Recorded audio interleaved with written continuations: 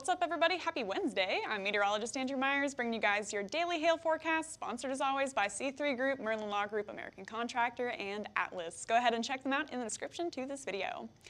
We've got a late night risk starting for the Mississippi Valley and Ohio Valley areas. If you guys are in northern Missouri, anywhere into like the Chicagoland area, just south of that, could see some potential hail tonight. Then OKC, we're picking up our risks for tomorrow. All this event is going to spread down to the south and west and potentially get us some storms all the way from Tulsa down through the Red River and into West Texas. So looking at all of that, could be a potentially busy day.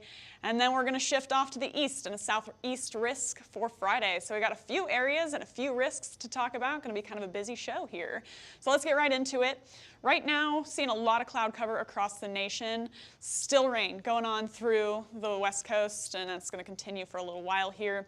Then if you're out east, lots of cloud cover. We're having these storms move off through Illinois and into Indiana over the next few hours, making way for our next round of storms to come through into this afternoon and late into the evening.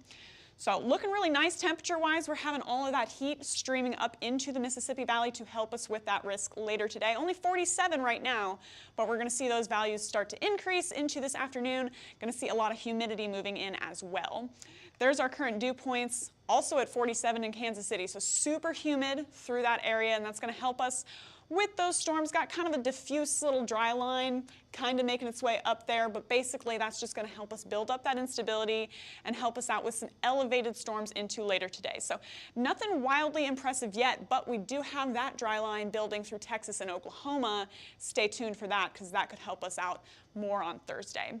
So for our significant hail model for tonight, we got lots of warm values moving across the 70 corridor here by 11 p.m. and that's really when storms are going to be starting. It's going to be well after dark, guys. So stay tuned to your weather alerts, if you guys are in that area.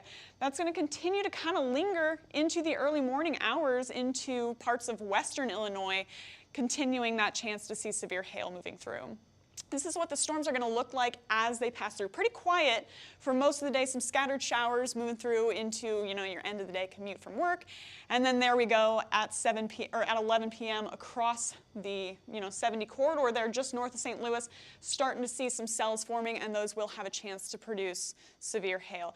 That's going to kind of linger all the way out east into Illinois. And again, we're going to still see some chances for quarters or half dollars here and there, with that tracking off through the risk area.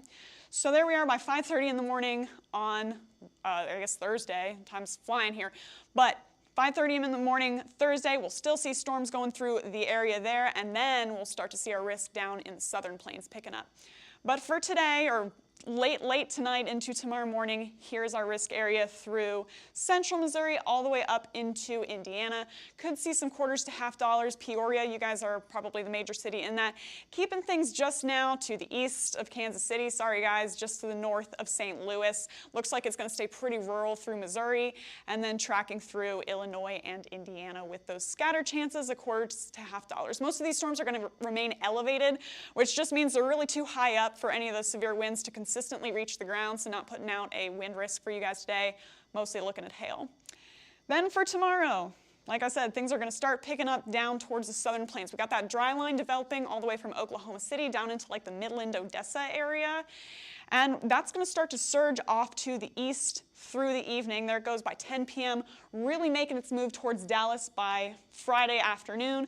And we'll see storms developing all along that dry line. Now where we get a cold front meeting this dry line into tomorrow afternoon, that's where we could start to see some really intense thunderstorm development. And then, Oklahoma City, you guys are kind of right in that area. So we're really watching you guys now. But we're going to see that pass over Dallas, over Shreveport into the southeast for your Friday afternoon and evening. There's that significant hail model again for you guys. Still seeing those warmer values, and that's really what we need to get for that large hail. We're, again, particularly looking at that where that cold front is meeting that dry line, and we got that little pocket of high significant hail model values. We could get some really large stones through that area and then continue to see a hail risk tracking off to the east, but once those storms kind of band together, as usual, we tend to trend more towards wind once that happens, with still a lingering small hail chance more towards the coastal areas into Friday. So here we go with our future radar, okay? Oklahoma City, you've got multiple rounds of storms, and here's kind of the situation. We get these that are moving through first. The first round of storms have the most potential to be the most severe, right? They got all that heat and all that humidity to work with. They're gonna cool the air down behind it. So now once those move out of the way and we get these isolated cells moving through, they're gonna have less and less energy to work with. So we really gotta bank on those first rounds if you want that large hail. So we're watching this at 9 p.m. Potential for hail on this one too, but again, sizes are likelier to get smaller as we go, but the storms are also getting more isolated as we go. So watching all 3 rounds for hail potential into tomorrow through OKC. Multiple rounds is the main takeaway from that, and all of those could produce severe hail. Then we get that line tracking all the way down southwest to San Angelo with, again, a large hail risk because now we've got that dry line action in effect by 3 a.m. with those storms tracking eastward towards Dallas right now, looking like they might break apart a little bit before they make a resurgence on Friday. So for forecast max hail size for tomorrow, looking at likely tennis ball sized hail where, again, that cold front dry line meets together. It's called the triple point if you want a fun meteorologist word. But we're looking at large hail closest to that area and along the dry line into tomorrow. So for our hail forecast, putting out a red swath for now. We're going to see if we upgrade that into tomorrow based on how model runs are looking, but right now could see at least 2.5-inch hail right near the Red River and south towards, I guess, San Angelo. Hatched area with the likeliest to get hail will be here where we have Wichita Falls up to Oklahoma City. That's probably where we're likeliest to see hail. So just going to leave it at moderate for today. Abilene and Oklahoma City, you guys have the best chance to see severe hail, specifically Oklahoma City, with, again, those multiple rounds of storms tracking through. But Springfield, Dallas, Waco, San Antonio, all of you guys could see severe hail as well before we transition more towards wind on Friday. For your wind forecast for tomorrow, going to keep it pretty much from Tulsa down to Del Rio. Could see some severe wind gusts along that line or with any collapsing storms that we get. Low end chances across the board, looking pretty haily for tomorrow. But again, Abilene, San Antonio, Dallas, and Oklahoma City, you guys are all in the risk for hail.